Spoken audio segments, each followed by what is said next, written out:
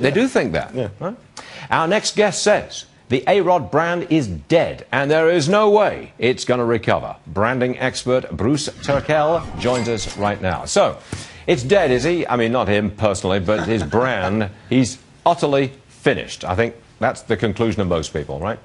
Yeah, absolutely. And it's not even something new. If you look at his sponsorship portfolio, you look at his endorsement portfolio, since 2009, when the first news came out, it's only $2 million, which is a lot of money perhaps to you and I, not a lot of money to a guy who makes $350 million. Not a robust portfolio. So hold on a second. The real killer for this guy is he may or may not make more money on his actual playing of baseball, but he's lost a fortune in endorsements, right? You say $2 million. He made only $2 million a year in endorsements. That's it?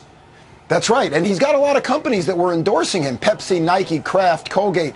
But if you look at it compared to what the other guys are making, it's a rounding error. Now, on the field, listen, sports absorbs a lot of problems if you win. So as you say, he can still keep making that money, but he's not going to make it from the advertisers, and that's where the folks make the big money. Now, supposing A-Rod was 18 years old, and he's made these mistakes, okay, but he's 18 years old. I suspect that he could come back, that his brand is not dead forever, because America is a very forgiving and forgetting place. Would you agree with that? I think you're right. I think if he did the right steps, the problem is the guy tends to be tone deaf. He doesn't hear what the fans are saying. Of course, there's another way he can come back. He can join the Tour de France, in which case he would be like everybody else. That's sarcasm, Turkel, and you know it. Now, how about baseball as a whole, the brand of baseball? I think that's taken a huge hit, too.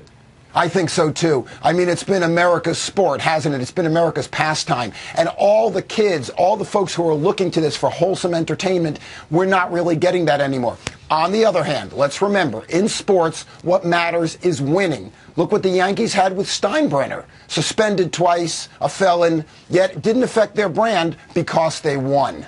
I'm going to throw this at you. And I say that the upcoming brand in sports, the unsullied brand in sports, is European top-flight soccer. What do you say?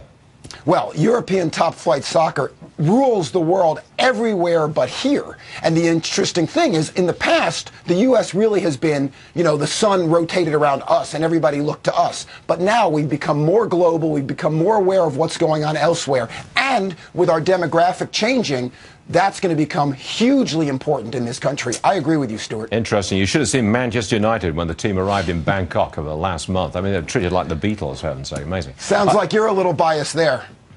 Maybe, just a tad. Hey, Bruce, good stuff. Thank you very much indeed, sir.